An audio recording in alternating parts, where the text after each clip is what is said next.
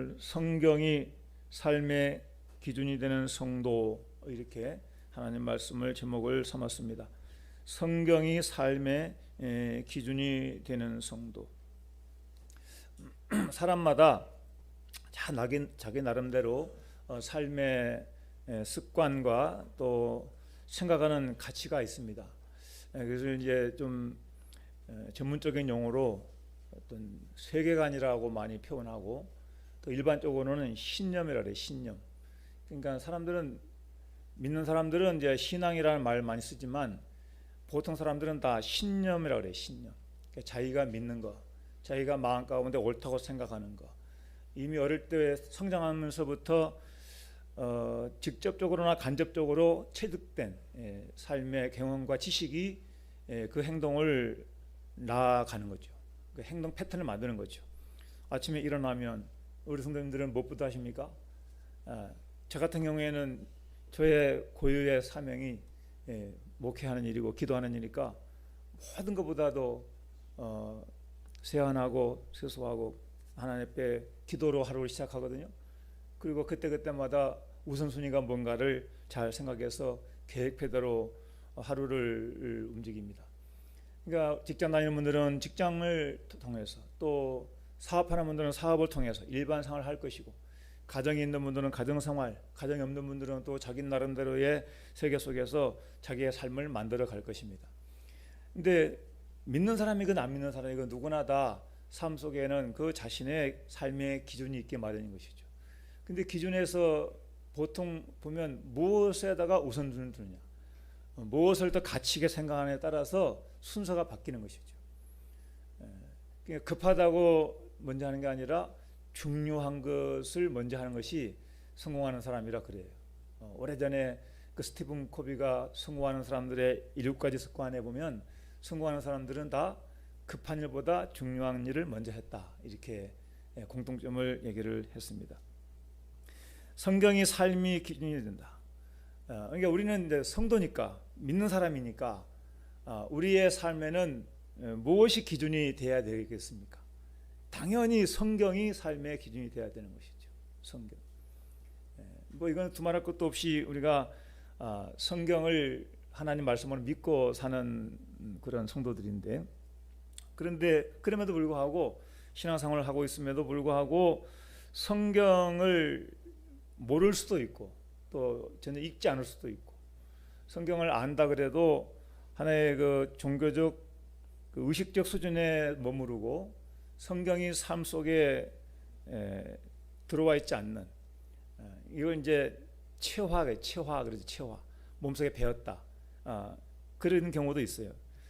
성경이 마음속에 들어와 있고 성경을 따라 사는 성도는 당연히 성경이 삶의 기준이 되겠죠.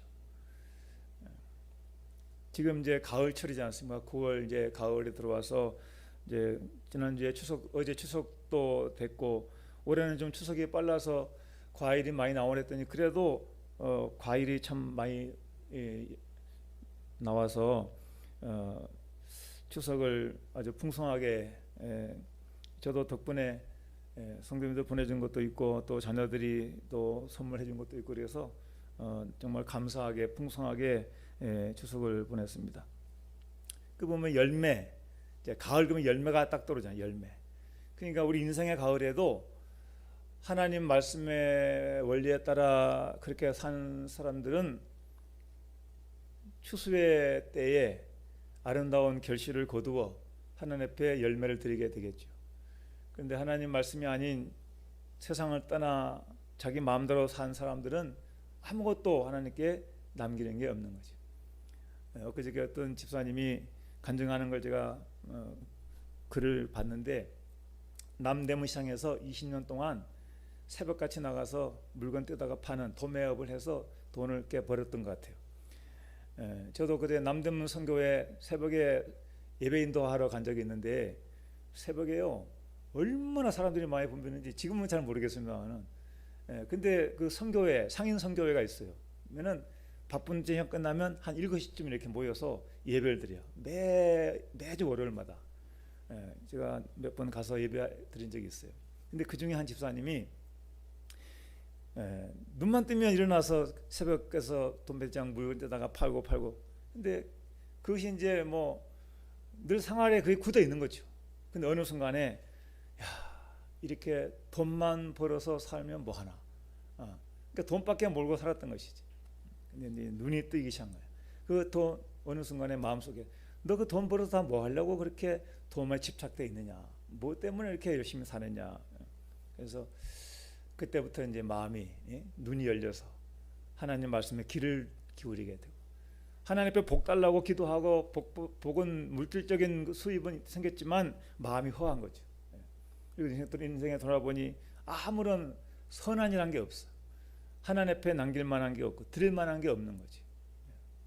그때부터 선교하는 일에 또 전도하는 일에 주의 주님 기뻐하신 일에 헌신하게 되었노라고 그런 걸 들었습니다. 여러분 우리 교회 비록 우리가 뭐 큰 일은 하든지 못하지만 그래도 예배드림이 하나님께 영광이 되고 또 우리 성도의 삶 가운데 이렇게 예배드림 교회 나와서 예배드리는 거 이 하나만 해도 정말로 삶의 기준 속에 가장 중요한 한 자리를 차지하고 있는 것이죠. 성도의 삶에 예배가 빠지면 전혀 찐빵에 속에 안고 없는 것처럼 예배가 없다면 삶은 피폐해질 수밖에 없는 것이죠. 여러분 예배에 세상말로 목숨을 걸을 정도로 예배에 마음을 다하시기 바랍니다. 예배가 가장 중요한 것이죠. 저는 우리 가을철 인생의 가을철을 맞이하는 생각 속에 제가 성경이 기준이 되는 삶을 살면 내가 할 수 있는 것만 열심히 하고 살면 하나님은 필요한 것 때를 따라 열매를 맺게 하시고 그 말 마지막 때에는 하나님 앞에 부끄럽지 않는 모습으로 서게 될 날이 올 줄로 믿습니다.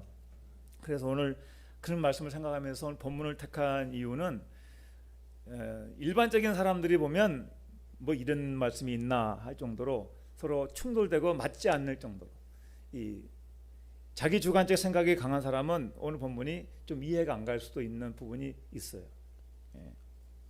그럼에도 불구하고 우리는 성도로서 하나님 말씀에 우선순위를 두고 말씀이 우리에게 무엇을 우선 구하라고 먼저 구하라고 하는지 그래서 성경이 삶의 균이 되는 성도는 어떤 것인지 제가 지난주에 이렇게 얘기했어요. 성경 우리에게 인생의 참된 길을 알려준다. 내가 어떤 존재를 알게 해준다. 세상에 어떤 곳이 있는 것을 알게 해준다. 하나님이 어떤 분인지를 알게 해준다고 제가 지난주에 이 PPT를 띄워드린 적이 있어요. 근데 아울러 이 말씀을 보면 삶의 기준과 목적의 중요성도 우리가 알 수가 있는 것이죠. 여러분 말씀 소론 부분에 제가 톨스토이 말을 한번 인용해 봤는데요. 여러분 인생의 목적이 자기 안일과 행복함에 있다고 생각하여 보라. 그 순간 견딜 수 없을 만큼 모든 것이 무모해질 것이다. 그러나 그 반면 우리를 세상에 보내신 하나님께 봉사하는 것을 목적이라고 생각해 보라. 그 순간 인간은 영구한 희열을 느끼게 될 것이다. 러시아의 유명한 문호 톨스토이가 이런 말을 남겼습니다. 왜 하나님께 목적을 둬야 되느냐? 하나님 오늘 말씀에도 영광이라는 말 나오는데 우선순위의 중요성을 생각하려면 이 말씀을 꼭 기억해야 돼요. 우리가 반드시 기억해야 될 말씀이 창세기 1장의 26절 27절 말씀이에요. 하나님 이르시되 우리의 형상을 따라 우리의 모양대로 우리가 사람을 만들고. 그러니까 성경이 기준이 돼야 된다, 뭐 우선순위를 하나님께 둬야 된다 이런 말을 하려면 그 근거가 되는 말씀이 있어야 되는 것이죠. 말씀 바로 26절 27절 같이 한번 해보겠습니다. 시작. 하나님이 자기 형상 곧 하나님의 형상대로 사람을 창조하시되 남자와 여자를 창조하시고. 아멘. 그러니까 하나님이 창조했다, 하나님이 지으셨다 하는 그 창조의 가장 중요한 출발점이 우리 삶 속에 들어와야 한다는. 하나님이 우리를 세상을 창조하셨고 하나님이 우리를 만드셨다. 그러니까 우리 하나님의 형상대로 지음받은 존재다. 그거를 염두에 두고 살아야 그래야 그 다음에 가치관이 세워지고 우선순위가 정해진다고 하는 거예요.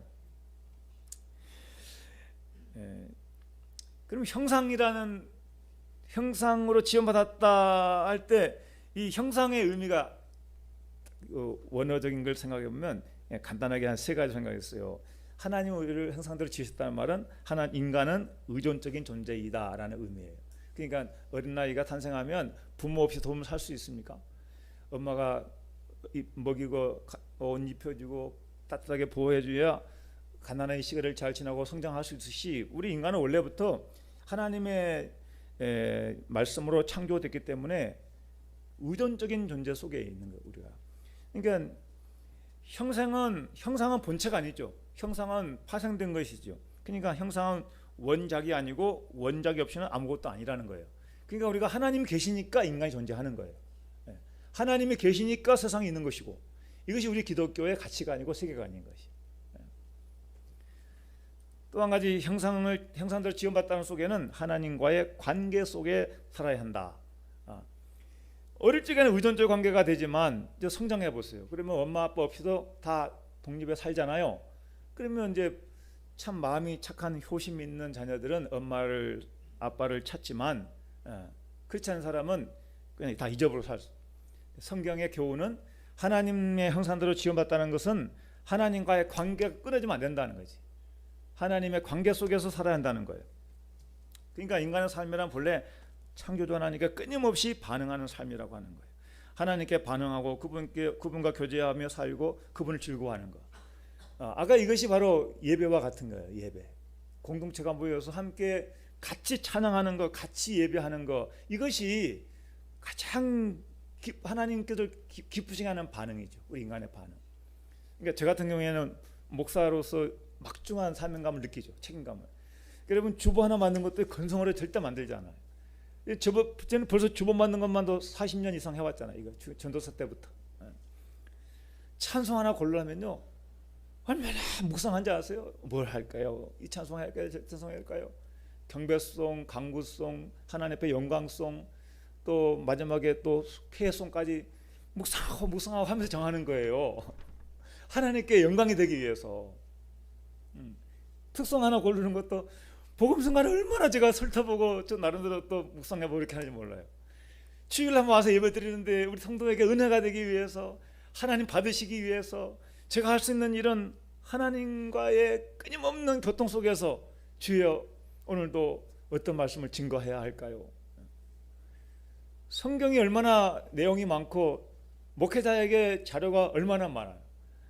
저는 더군다나 신학교에서 가르치는 하고 있으니까 저 책장에 얼마나 책이 많아요. 요즘에는 책으로 안 나오고 이제 뭐 CD로 많이 나오니까 뭐 소프트웨어에 뭐 수십만 권의 자료가 있는 거죠. 그걸 아무거나 그냥 딱 꺼내서 살 수가 없는 거라니. 끊임없이 하나님께 교통하는 거죠. 어제 아침에 2시간 반 동안 기도가 되더라고. 새벽에 일어나가지고 어제 추석날이죠. 찬송하며 기도하며 보니까 시간이 2시간만 지났어. 하나님 이번 주일날 말씀 주시고 이번 주일 성도들 평안하게 해주시고 하나님 예배 때 만나주시고 기도하는 거 걱정하는 거 병원 가야 될 거 하나님 다 아시죠. 다 기도, 노회를 위해서 교회를 총회를 위해서 계속 기도하고 성도 가정을 위해서 기도하고 저 자신을 위해서 자녀들의 앞날을 위해서 계속 기도. 하나님 형상대로 지음받았다는 것은 하나님과 의존적인 존재에 있고 하나님의 관계 속에서 살아있는 존재라는 것을 성경은 말씀해주고 있다. 찰렘이라면 찰렘. 우리 삶 속에는 어떻게 해야 되느냐? 하나님을 반사. 그러니까 거울이 빛을 반사하듯이 우리의 삶을 통해서 하나님의 형상이 반사되어 나도록 해야 된다. 그래서 그분을 담고 그분의 성품을 비춰내는 것, 이것이 성경의 원어적인 뜻에 들어있는 의미예요. 남녀 인간은 신의 성품을 공유하나 무한하신 창조주를 유한하게 반영하는 피조물이다. 주석에 있는 걸 제가 옮겼습니다. 오늘 저와 여러분들이 하나님의 기준이 하나님께 있어야 된다, 성경이 우선순위가 돼야 된다, 이런 말을 근거는 우리가 하나님의 형상대로 창조되었기 때문이다. 할렐루야. 우리 가정에 식구들이 있잖아요. 자녀가 없는 분에게는 죄송한 얘기인데 자녀가 있는 부모 입장에서는 자녀가 얼마나 귀하고 예쁜지 모르잖아. 그렇죠. 엄마 아빠가 자녀 보면 얼마나 그러니까 손자 손녀 보는 재미가 세상에서 어떤 것보다 크다고 다들 그렇게 말씀하시죠. 그 왜 그럴까요? 우리 본성 속에 이 혈연 관계라는 것은 끊을 수 없는 진한 인간적 본성이 있는 것이죠. 하나님과 우리 똑같은 거예요. 하나님 우리를 지으신 거야. 세상 말로 말하면 하나님 우리를 낳으신 거예요. 그러니까 우리는 하나님과 끊을 수 없는 관계에 있는 거예요. 근데 하나님의 형상대로라는 말은 하나님의 속성을 우리 속에 집어넣어 우리로 하여금 하나님을 섬기며 살게 하고 하나님과 동화되게, 하나님을 닮아가도록 하시는 것이고, 그래서 예수님 하나님 형상이라고 하신 이유는 예수님 하나님과 똑같은 성품을 가지고 온 분이니까. 근데 우리는 육적으로는 똑같지 않지만 우리 속에는 영적 속성으로는 하나님의 형상을 그대로 가지고 있는 그런 존재인 것이죠. 이것이 이제 죄로 말미암아 이게 이제 손상이 온 거예요. 죄로. 죄 때문에 이것이 깨뜨려져야 돼요. 죄 때문에. 그러나 비록 죄인이라 할지라도 하나님이 원래 우리를 만드셨던 하나님의 DNA는 우리 안에 다 있는 거예요. 기능이 상실된 것이지. 영적인 것은 다 사람 다 있는 거예요. 원래 그 영의 기능은 하나님과 교통하도록 된 것인데 그 단절될 때 그 단절은 사탄과 이어지게 돼 있어요. 하나님의 뜻은 예수님을 통하여 우리 죽은 영혼이 살아나고 다시 하나님과 관계가 회복이 되는 거예요. 그래서 삶의 기준을 세우는 우선순위는 하나님 돼야 돼. 하나님. 그래서 하나님 첫째는 하나님의 영광을 먼저 생각하는 존재가 돼야 된다. 오늘 말씀의 시작과 결론 부분이 바로 이 말씀과 연결되는 거예요. 하나님의 영광을 먼저 생각하라. 31절에 아까 읽은 말씀이 먹든지 마시든지 영광을 위해 살아 그랬는데, 그러니까 여러분 다 몰라도 여러분 항상 먹든지 마시든지 뭐든지 하나님의 영광을 생각하는 성도가 되면 기준이 올바르게 된 거예요. 영광을 위한 삶 속에는 세 가지를 꼭 기억해야 돼요. 하나님의 형상대로 지금 받았다. 우리는 하나님의 목적을 가진 존재이다. 이사야 43장 7절 말씀에 내 백성은 내가 지었는 영광을 위해 지었다 그랬잖아요. 하나님이 영광을 위해 지으셨어요. 그러니까 우리로 하여금 하나님을 섬기며 살도록 지으신 거예요. 그게 영광인 것 되는 거죠. 그 목적이 있어요. 사명도 생각해야 된다. 영광을 위한 삶에는 그 사명이 창세기 1장에 나오잖아요. 이미 1장에 생육하고 번성하라, 충만하라, 다스리라. 이게 다 하나님의 사명인 것이에요. 문화명령이라고도 많이 해요. 그러니까 우리가 이 말씀을 기억한다면 일시적인 유혹을, 요즘에 이제 가을철에 농부들 생각하면 일시적인 수확을 위해서 화학비료를 쓰면 안 된다는 게 성경적인 정신인 것이죠. 어떻게 하든지 자연 친화적으로 멀리 내다보고 세상을 이롭게 하고 땅을 피해주지 않는 범위에서 잘 심고 갖고 가는 것이 성경적인 농부 정신이 되어야 된다는 것이죠. 그렇죠? 그래서 오늘 말씀에 중요한 게 먹든지 마시든지 하나님의 영광을 위해서 해야 된다. 그 영광은 명예, 존귀, 영화, 또 헬라 말로는 독사라는 말인데 존귀, 찬양, 경배 이런 것이 다 속에 들어있어요. 근데 하나님의 영광을 위한 삶을 사는 것은 제일 포괄적인 얘기는 하나님이 기뻐한 뜻대로 사는 거죠. 하나님이 기뻐하신 뜻대로 사는 거예요. 그 뜻은 말씀에 다 있으니까 항상 기뻐하라, 뭐 감사하라, 쉬지 말고 기도하라, 다 하나님 뜻을 따라 사는 것이죠. 그런데 저는 말씀 묵상하면서 하나님 영광 받으실 것 중에 최고의 영광이 뭘까? 감사다. 감사. 그러니까 여러분 입에서 하나님 감사합니다 나오면 하나님 영광 받으시는 것이죠. 10명의 문둥병자가 예수님께 나와 고침받기를 청했을 때에 가서 제사장에게 보이라고 말씀으로 치유하셨습니다. 근데 그들이 가다 보니까 다 치료받은 거예요. 근데 다 자기 길로 가고 한 사람만 돌아왔죠. 그죠? 성경에 보니까 한 사람, 사마리아 사람. 10명 다 고침받지 않았느냐? 나머지 9은 어디 갔느냐? 묻잖아요, 예수님이. 근데 그 한 사람이 와서 하나님께 영광 돌렸다. 또 성경에 보면은 눈 뜬 사람, 안진뱅이, 뭐 고침받은 사람들이 다 하나님께 살해했다, 영광 돌렸다, 감사했다, 감사. 이런 마음 가운데 하나님을 향한 감사한 마음이 있으면 하나님께 영광이 되는 것입니다. 여러분 좋은 일 있으면 누구한테 제일 먼저 감사하십니까? 하나님 안 믿는 사람들은 뭐 사람에게 하겠죠. 근데 우리 믿는 사람들은 항상 하나님께 감사. 그게 영광이 되는 거예요. 하나님께. 그리고 하나님을 사랑하는 것이죠. 하나님 뜻대로 사는 거, 하나님께 감사하는 거, 하나님을 사랑하는 거. 사랑하는 거 여러분 어떻게 사랑하십니까? 응?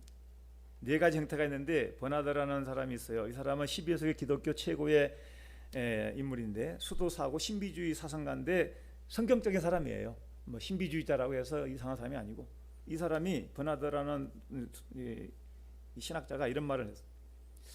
하나님의 사랑에, 그러니까 사람이 하나님을 사랑하고 있는 데 있어서 네 가지 형태가 있는데, 하나님의 사랑이라는 글에 이렇게 나와요.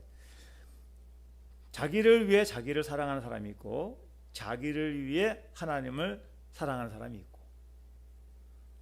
하나님을 위해 하나님 사랑하는 사람이 있고, 마지막은 하나님을 위해 자기를 사랑하는 사람이 있다는 겁니다. 그러니까 세상에는 자기를 위해 자기를 사랑하는 사람이 있다. 자기를 위해 자기를 사랑하는 사람은 이기적인 사람일 가능성이 많은 것이죠. 또 자기를 위해 하나님을 사랑하는 것도 역시 아직 성경적인 어떤 그 깊은 수준에 이르지 못한 것. 너무 또 하나님 편에서 하나님을 위해 하나님을 사랑한다는 것도 너무 또 치우쳐 있는 것 같아요. 성경은 우리에게 뭘 가르치냐면 하나님을 위해서 자기를 사랑하는 자를 가르쳐주고 있어요. 제가 어떤 것을 강조할까요? 하나님을 위해서 하나님을 사랑한다 하면 뭔가 우리에게 썩 그렇게 마음에 탁 와닿지 않는 것 같아요. 왜냐하면 우리는 다 자기 사랑의 본성이 있기 때문에 그래요. 그러니까 버나드가 강조하는 것은 사랑은 다 하는 것인데, 성숙한 사랑은 자기를 위해 사랑하는 것조차도 하나님께 목적이 있는 존재다, 이 말을 강조하기 위해서 이렇게 네 가지를 구분을 했습니다. 저는 이런저런 많은 그 얘기보다도 우리는 일단 이 삶 속에서 하나님이 우리에게 원하시는 것은 항상 아름다운 것은 내 안에, 내 곁에 있다. 내가 그것을 보지 못하기 때문에, 보는 눈이 없기 때문에 보지 못하는 것뿐이다. 이 노댕이라는 사람이 이런 말인데 이 말이 일리가 있어요. 하나님을 우리에게 사랑하라고 하는 것은 우리 가까운 데 있어요. 가까운 데. 하나님을 사랑하는 건 뭐예요? 가까운 가정의 식구들부터 사랑하는 게 하나님 사랑하는 거예요. 형제도 사랑하지 못하면서 무슨 하나님 사랑한다 하느냐? 성경에 그랬지 않습니까? 하나님을 사랑한다면 부모 사랑하고 형제 사랑하고 남편 부인 사랑하는 게 진짜 사랑인 것이에요. 자기 사랑하는 것도 하나님 사랑하러 가능한 거예요. 하나님 절대 사랑하지 못하면 자기도 사랑하지 못해. 왜냐하면 원망하거든. 나는 왜 이렇게 못생겼나? 나는 왜 이렇게 키가 작나? 왜 이렇게 나 뚱뚱한가? 다 자기에 대한 걸 하나님께 원망. 그러나 하나님의 주권적인 섭리와 하나님의 능력을 믿고 하나님의 사랑을 알고 믿는다면 그 사랑으로 자기 사랑할 수 있어요. 있는 그대로를 수용하고 받아들이고, 남이 가지지 못한 무엇인가 나에게 있다고 그거를 찾는 거예요. 감사하는 거죠. 여러분, 여러분이 있는 자리에서 감사하세요. 사랑은 삶 속에 실천되어야 된다는 거. 이게 하나의 영광은 뭐 어디 기도원에 가서 기도한다고 영광이 되는 게 아니라 삶 속에서 영광이 돼요. 삶 속에 영광을 찾아야 된다는 거예요. 교회 와서 하나님께 기뻐하시는 예배 드린 거, 이거 영광이 된다는 것이에요. 밀레가 이런 말을 했습니다. 자기 위치를 찾기만 하면 아름답지 않은 것이 없다. 하나님이 우리를 지으실 때 다 하나님 주신 고유의 그 속성, 형상이 다 있고, 우리를 지으실 때는 영광을 위해서 우리에게 달란트를 주셔요. 목적을 다 주셔 우리에게. 이것을 발견하는 자, 그 속에서 사명감 가지고 살아가는 거. 여러분 직장 다니면 직장 속에서 그리스도인답게 빛을 발하는 거야. 여러분이 크리스찬 명령 소리를 듣기를 바래요. 여러분 중에도 빵 잘 만드는 분이 있는지 모르겠는데, 빵 좋아하시는 분이 있는데, 제빵사, 우리나라에 뭐 세계적으로 유명한 빵 기술, 빵 잘 만드는 곳이 3곳이 있다는데 잘은 모르겠습니다만은 뭐 사랑의 의 앞에, 법원 앞에 그쪽에 어디 가면 무슨 빵집이 세계적으로 유명하다고 그래요. 제가 왜 쓸데없는 이런 얘기하는 거 그런 게 쓸데없는 얘기 같은데, 저는 이렇게 그분이 참 정직하다, 그분이 정말 잘한다는 말 속에 그분이 알고 보니까 크리스찬이었더라, 기독교인이라는 소리를 들을 때 하나님 얼마나 기뻐하시겠는가 하는 거예요. 다른 사람은 다 띄어먹어도 그 사람은 절대 띄어먹지 않는다라고 신뢰할 수 있는 사람. 목동의 김동기 목사님이 갈멜성기도원에 와서 설교할 때 자기 교회는 선교를 성도들이 정말로 힘들게 고생해서 선교 헌금 내고 절지하고 이렇게 해서 선교비를 보냈대. 근데 선교비를 보냈는데 선교비 보낸 그 선교사가 나중에 알고 보니까 고급차 뭐 차 하면서 그냥 엄청 호화롭게 생활하더라는 거야. 굉장히 마음이 아프고 실망스럽더래. 왜 이런 얘기 나오는지 모르겠어요.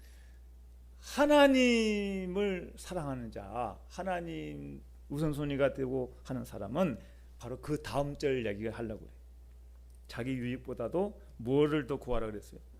남의 유익을 구하는 자. 남의 유익.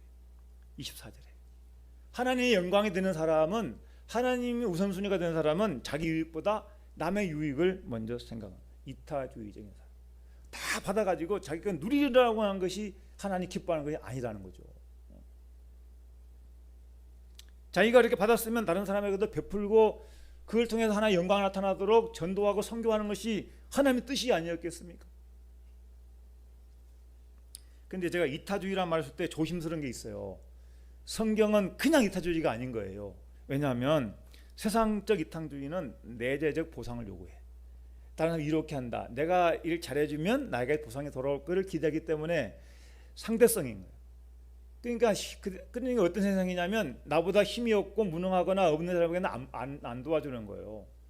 누구를 도와줘요? 부모가 잘 살거나 나보다 뭐가 나은 게 있는 사람에게 뭘 기대하고 내재적 보상용을 요구하면서 베푸는 게 이타주의, 세상적 이타주의인 거예요. 그러나 성경적 이타주의는 뭐예요? 아가페적 사랑에 출발하는 거예요. 조건을 보지 않고 자녀이니까, 남편이니까, 아내이니까 뭘 바라고 아니라 하나님이 내게 붙여준 사람이니까, 하나님 내게 준 사명이니까 하나님의 사랑에 출발한다니까요. 같이 한번 읽어보겠습니다. 33절 시작. 모든 일에 모든 사람을 기쁘게 하여 자신의 유익을 구하지 아니하고 많은 사람의 유익을 구하여 그들로 구원을 받게 하라.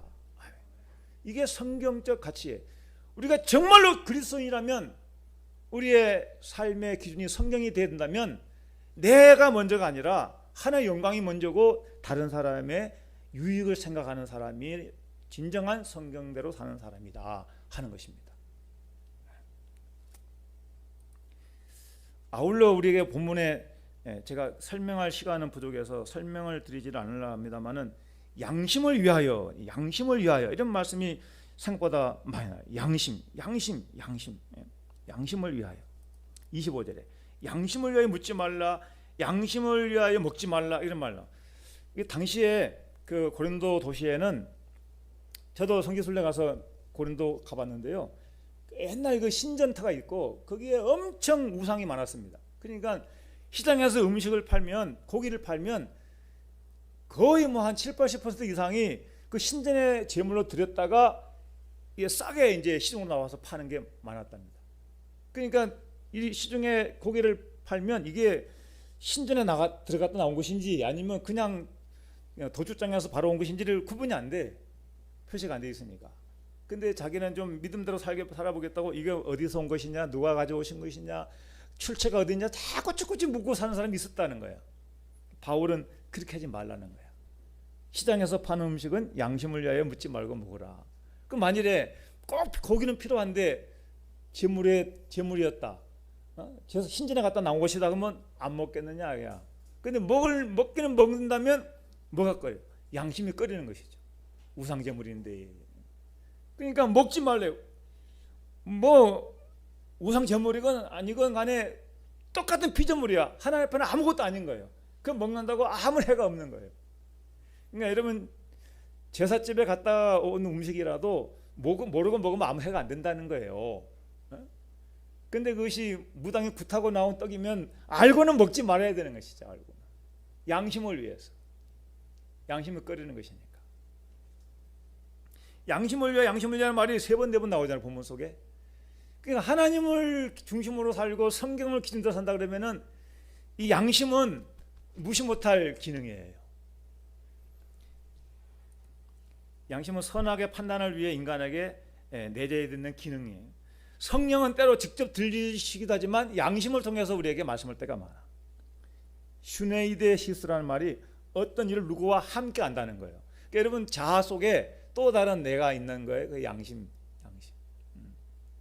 뭐 에고가 있고 슈퍼에고가 있고 이드가 있고 프로이드가 그런 그 심리학적으로 정신분 속에 3가지를 구분했잖아요. 우리는 우리 안에 지정의 요소 속에 양심이라는 것은 내 깊은 내면 속에 또 다른 나를 하나 가르치는 것이 양심의 뜻에 들어있는 거예요. 구약에는 뜻이 안 나오는데 사도 바울이 헬라에 능송했지 않습니까? 그러니까 사도 바울이 슈네이데시스라는 말을 인용해서 성경적으로 양심을 잘 설명한 거예요. 양심을 거스르지 않는 거, 양심의 소리를 듣는 거, 그런 사람은 거의가 다 하나님의 선을 따라가게 돼 있다는 거예요. 인간의 본성상. 그러니까 여러분 누가 보든지 안 보든지 누가 말해두든지 안 해두든지 양심에서 하는 소리가 있어요. 양심의 소리. 그 소리를 들으면 거의가 다 선 쪽으로 가게 돼 있어요. 인간의 본성 속에. 그거를 거스리니까 악이 되는 거죠. 우리는 성경의 기준대자 성경. 마지막에 끝나는 부분이 뭘로 끝납니까? 우리 33절에 마지막이 뭘로 끝나요? 영혼 구원으로 끝나요. 영혼 구원. 구원을 받게 하라. 많은 사람의 유익을 구하여 그들로 구원을 받게 하라고 그래요. 구원을 받게 하라. 구원을 받게 하라. 그러니까 성경대로 사는 사람의 결론은 영혼 구원에 이르는 거예요. 자신도 구원에 이르게 되고 다른 사람도 구원에 이르도록 함께 더불어 사는 거예요. 이게 성경적인 교훈인 것이. 영혼 구원의 목적으로 두고 사는 거예요. 왜 영혼 구원이 중요합니까? 영원한 지옥 심판이 있기 때문에 영혼 구원을 받아야 되잖아요. 저는 떨리는 마음으로 우리 성도들 믿지 않는 형제, 친척, 가족이 있다면 기도 많이 해야 된다는 거 꼭 말씀드리고 싶어요. 우리만 구원받아 천국 가는 하나님이 기뻐하시겠습니까? 같이 구원받아야 되지. 한 사람의 영혼이 천하보다 기다렸어요. 그러니까 귀한 영혼 구원받아야 되잖아요. 예수님이 지불하신 희생, 예수님 지불한 대가가 우리를 구원하시게 하여 십자가에 친히 인간의 몸을 입고 오셔서 고난당하시고 죽으시고 그 희생이 크기 때문에 그 희생 헛되지 않기 위해서 구원받는 게 중요해요. 가장 중요한 하나님의 선하신 뜻이니까. 영혼 구원 제가 얘기했는데 그 프랑스의 어떤 학자가 사람의 영혼의 무게를 달아봤다 하지 않습니까? 벌써 오래전 얘기인데 시체를 올려놓고 무게를 재고 그 사람이 어떻게 근거를 했는지 저는 내가 짐작이 안 돼. 근데 책에 보니까 그런 게 있어서 제가 좀 뭐 이런 게 있나 했는데 그냥 참고로 사람이 임종 전에 하고 임종 직후에 몸무게를 쟀더니 옛날에 그 미세한 저울을 했더니 21g 차이가 나더래. 임종 전의 무게와 임종 직후의 무게가 몸무게가. 그러니까 영혼의 무게가 21g이라 그래요. 뭐 우스운 얘기지. 누가 그걸 잴 수 있어요? 성경은 뭐라고 얘기합니까? 사람이 온 천하를 얻고도 제 목숨을 잃으면 무엇이 유익하리요? 영혼의 무게가 물리적인 무게가 뭐 21g이든 몇 g이든 전혀 아무런 문제가 없고 아무런 의미가 없어. 한 영혼은 천하보다 귀하다. 여러분 우리가 언제까지 세상에 살겠습니까? 사는 동안에 구원받은 자가 되야 될 줄로 믿습니다. 세상에 살면서도 보험 넣으면 든든하잖아요. 자동차 보험 넣으면 사고 나도 걱정이 없어. 웬만해서는 다 처리가 되니. 그렇다고 막 하면 안 되지만 우리는 천국 보험이 다 들어있는 존재. 할렐루야. 저는 오늘 치석근무랩에 이 말씀 준비하면서 삶의 기준, 여러분 성도를 왜 만나야, 이웃을 왜 사랑해야 되고 친척들을 왜 가까이 해야 됩니까? 영광을 위해서. 우리가 믿는 사람이 교회만 다니고 교회 식구들끼리만 친하게 지내면 안 된다는 거예요. 하나님 영광을 위해서, 다른 사람 유익을 생각하고 영혼 구원을 위해서 삶 속에 나보다 이웃이 더 가치 있게 여겨지는, 오늘 말씀 꼭 마음 생각하면서 내 삶의 기준이 하나님 되시기를 바라고, 성경에 가르치는 대로 하나님 목적, 하나님 영광의 목적, 그 속에는 양심이 반영이 되고, 그 가장 중요한 우리 삶의 인간관계 속에 이웃이 꼭 중요한 자리에 있다. 대유익보다 사랑으로. 마지막 한 가지만, 제가 너무너무 내가 감동적인 얘기를 들어서, 임명수 목사님 분이나 계신데, 그 목사님의 남편이 병원에 입원한 지가 20년째 된, 20년째. 지금은 건강하게 알아보고 다 이제 수술이 불투명하니까 이제 요양병원에 계신데, 그분이 식물인간으로 8개월 동안 사람 못 알아봤답니다. 식물인간으로. 근데 병원에 입원해서 숨은 붙어 있으니까 계속 요양해야 되잖아요. 근데 간병사가 이 사람을 씻기는 걸 못 봤는데, 어느 날 면회 갔다가 씻기는 걸 봤어. 세상에 고무장갑을 끼고 세수를 시키더래. 고무장갑을 끼고 그냥 혈압이 오르는 거지, 눈물 쏟아지는 거지. 남편을 얼굴을 씻기는데 고무장갑을 끼고 얼굴에 세수를 시켜? 병원을 뒤집어 놨대. 돈 400만 원 주고, 벌써 20년에 400만 원이면 엄청 큰 돈이잖아요. 그 많은 돈을 주고 특별히 부탁하고, 그 집은 잘 살았으니까. 그때는 세상에 아무리 사람 못 알아보는 환자라고 고무장갑을 끼고 얼굴을 씻기냐 이거요. 기가 막히더라는 거야. 원장 불러다가 항의하고 안 고치면 나고 병원 옮기겠다고. 그랬더니 다행히 다른 사람 바꿔가지고 어쨌든 간에 이제 고무장갑 안 끼고 이제 그렇게 하게 했대. 근데 이분이 다행히 침을 배워가지고 의사가 안 된다, 다 못한다고 했는데, 병원에 의사한테 허락을 받고 날마다 가서 배에다가 뜸을 넣고 또 침을 넣고 매일같이 기도하고 8개월 만에 깨어냈대요. 8개월 만에 식물인간이 깨어난 거야. 그 얘기를 다 할 수는 없어요. 얼마나 많은 희생과 얼마나 많은 눈물과 큰 노력을 했는지. 그러니까 참 믿음이 있고 참 사랑이 있으면 죽은 용 살린다는 말이 그래서 일리가 있는 거야. 그러니까 이 뇌출혈로 쓰러진 사람이 속으로 피가 흘려서 쓰러진 사람은 절대 해상이 안 된대요, 과학적으로.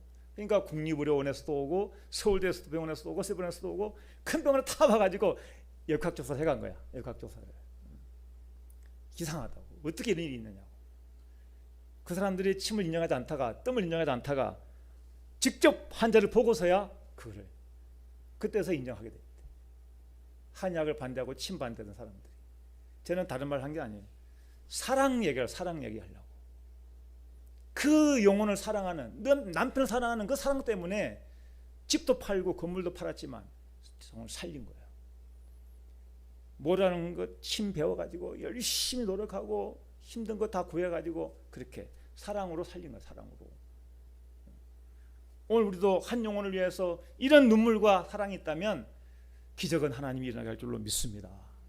이것이 성경이 메시지인 것이. 성경이 기준되는 삶. 이타적인 것이 아니라, 이기적인 것이 아니라 이타적인 삶. 마지막 구원을 바라고 사는 삶. 이것이 성경이 말씀하고 있는 삶의 성도들의 삶이라는 거예요.